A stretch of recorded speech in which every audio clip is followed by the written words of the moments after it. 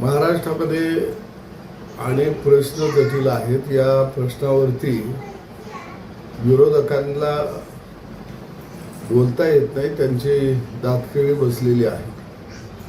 संजय राऊत हा टायमिंगवर ओरडणारा एक भोंगा आहे आणि ते ओरडायला लागला की लोक कामाला लागतात. मला वाटतं की त्यांच्या सरकारच्या काळामध्ये गृहमंत्र्यांना राजीनामा द्यावा लागला आणि अनिल देशमुखांनी का राजीनामा दिला आणि त्यावेळी जे काही प्रकरण बाहेर आलं वाझ्यांचं, त्यावेळी म्हणले की वाजे हा काय देशद्रोही आहे का, हा उद्धव ठाकरेंचं वक्तव्य आहे. आणि मग ते सगळं प्रकरण या महाराष्ट्रानं पाहिलेलं आहे. त्यावेळी खऱ्या अर्थानं एका देशभक्ताला वाचवण्याचं काम संजय राऊत आणि त्यांची सेना करत होती का, याचं उत्तर पहिल्यांदा संजय राऊत यांनी देणं अत्यंत गरजेचं आहे.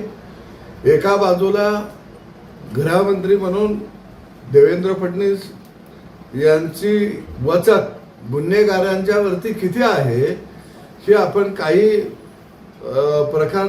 प्रकरणावरून आपल्याला पाहायला मिळालेलं आहे. तुम्ही डबल डुलकीसारखं ज्यावेळी कडक पाऊल उचललं जातं त्यावेळी ते का उचललं गेलं अशा सुद्धा आरोळ्या ठोकत्या. आणि म्हणून निश्चितपणानं याही प्रकरणाच्या मुळाशी निश्चितपणानं आमचं पोलीस खातं जाईल. मुंबईचे पोलीस हे खऱ्या अर्थानं जगामध्ये नंबर 1चे मानले जातात. एखाद्या नेत्याचा अशा पद्धतीनं हत्या होणं हे निश्चितपणानं दुःखदायक घटना आहे.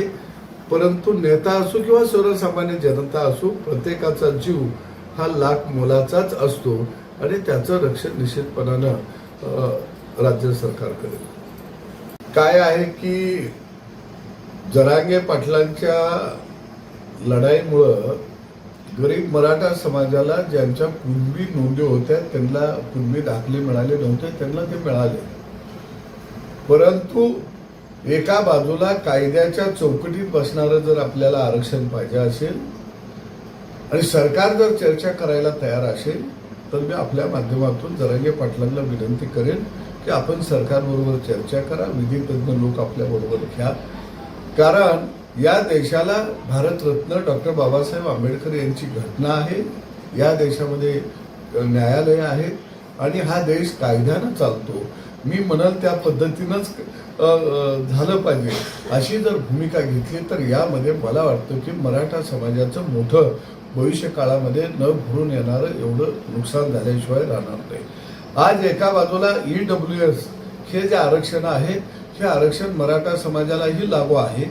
परंतु आता मराठा आरक्षण स्वतंत्र दिल्यामुळं EWSचं आरक्षण मराठा समाजातल्या मुलांना घेता येत नाही. त्यामुळं सुद्धा अनेक मुलांचा ॲडमिशनमध्ये प्रॉब्लेम निर्माण झालेले आहेत. याचाही कुठंतरी साकल्यानं मला वाटतं आधार झाला पाहिजे. कारण जरांग्यांची गर्दी मी पहिल्यापासून सांगितलं की या महाराष्ट्रामध्ये आग लावायचा उद्योग हा शरद पवार आणि त्यांची सगळी कंपू महाविकास आघाडी हे करत आहेत आणि हे मराठा समाजाच्या दृष्टीनं अत्यंत घातक आहे.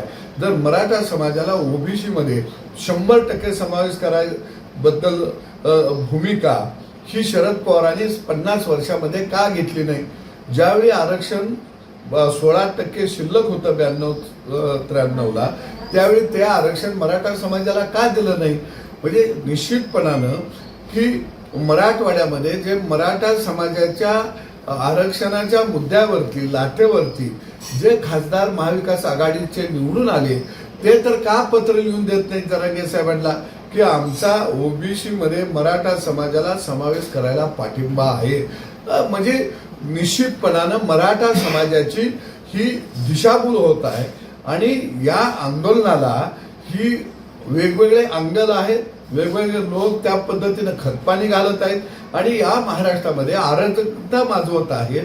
गेल्या 2-2.5 वर्षामध्ये तुमच्या लक्षात येईल संपूर्ण आरक्षणमय हा महाराष्ट्र झालेला आहे. प्रत्येक जण उठत आहे आणि आपल्या जातीचा झेंडा खांद्यावरती घेत आहे. त्यांना ना गावातल्या युवकाचं पडलेलं आहे, ना शिक्षणाचं पडलेलं आहे, ना नोकरीचं पडलेलं आहे, ना उद्योगधंद्याचं पडलेलं आहे, ना शेतमालाच्या भावाचं पडलेलं आहे. हे सगळे मुद्दे याची राख रांगोळी झाली आणि जे काही 2.5 वर्षामध्ये उभा राहिलं त्यातून गावगाड्यातल्या तरुणाच्या हाताला किती लागलं, कितीला रोजगार मिळाला, हा सुद्धा एक मोठा संशोधनाचा भाग आहे. आणि वेळोवेळी मी माझी भूमिका याच्यावरती ठामपणानं मांडलेली आहे आणि आम्ही मांडत राहू. कारण महाराष्ट्र हा अराजकतेकडे आम्हाला न्यायचा नाही. कारण पवारांना सत्तेचं व्यसन लागलेलं आहे आणि त्यांना जसा मासा पाण्याशिवाय जगू शकत नाही तसे शरद पवार हे सत्तेशिवाय जगू शकत नाही. कारण त्यांना महाराष्ट्रातली जनता ही गुलाम आहे आणि मीच या महाराष्ट्राचा काय त्याला म्हणू की शक्तिमान आहे किंवा या महाराष्ट्राचा अधिकता असा मी राजा आहे, असे मानसिकता पवारांची निश्चितपणाने यातून दिसून येत आहे. आणि या प्रवृत्तीला महाराष्ट्रातली जनता निश्चितपणाने विधानसभेला येणाऱ्या निवडणुकीमध्ये कडाडून विरोध करेल.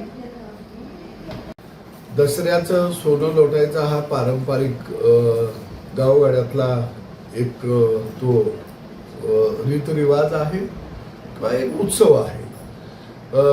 सोन्याच्या आपट्याची पानं एकमेकाला देऊन आम्ही एकमेकातला दृढ विश्वास त्या ठिकाणी किंवा नातेसंबंध आम्ही निर्माण करत असतो. परंतु अलीकडच्या काळामध्ये या दसऱ्याचा सणाला एक उत्सव म्हणून तो साजरा होतो, चांगली गोष्ट आहे. परंतु काही लोक ते त्या उत्सवाचं रूपांतर आपल्या स्वतःच्या उत्सवामध्ये करायला लागलेले आहेत.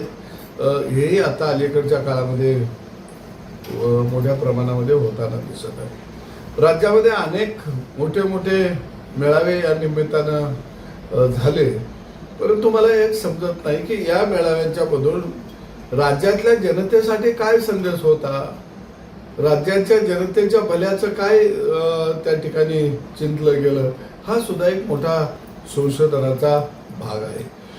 बाळासाहेब ठाकरे हे सोनं लोटायला शिवाजी पार्कवरती यायचे आणि महाराष्ट्रातल्या जनतेला दिशा देत होते, महाराष्ट्रातल्या जनतेच्या व्यथा वेशीला टांगत होते. परंतु मी उद्धव साहेबांचं भाषण ऐकलं आणि त्या भाषणातली सगळी पठडी बघितली की आम्ही ज्या मित्रांच्या बरोबर होतो त्यांनी आमचा विश्वासघात केला, याला मित्रत्व म्हणायचं का. संघाला तिने विचारलं की बदलत्या भाजपला तुम्ही काही प्रश्न विचारणार आहे का. मी उद्धव साहेबांना एक विचारतो की कोण बदललं आणि कोण बदललं नाही, याच्यापेक्षा शिवसेना प्रमुख बाळासाहेब ठाकरेंच्या नंतर तुम्ही कसं कसं बदलत गेला याचं स्वतः थोडंसं आत्मचिंतन केलं तर मला वाटतंय फार बरीचशीच उत्तरं आपल्या स्वतःला मिळतील. महायुतीचा एक घटक पक्ष म्हणून आम्हीही उद्धव साहेबांच्या बरोबर होतो, भाजप बरोबर होतो. तुमच्यासाठी आम्ही मतं मागितली, जनतेनं तुम्हाला मतदान केलं आणि तुम्ही बारामतीच्या कुबड्या काखामध्ये अडकून कोण पळून गेला हा इतिहास सगळ्या महाराष्ट्राला माहित आहे. ज्या काँग्रेसनं राष्ट्रवादीनं हा महाराष्ट्र लुटला, ज्या पवार घराण्यानं महाराष्ट्रातल्या सगळ्या कोऑपरेटिव्ह संस्था आणि मालमत्ता ह्या स्वतःच्या घशात घालून घेतल्या, त्या पवारांच्या मांडीला मांडी लावून तुम्ही बसला. खऱ्या अर्थानं हा जनतेचा मोठा अपमान होता.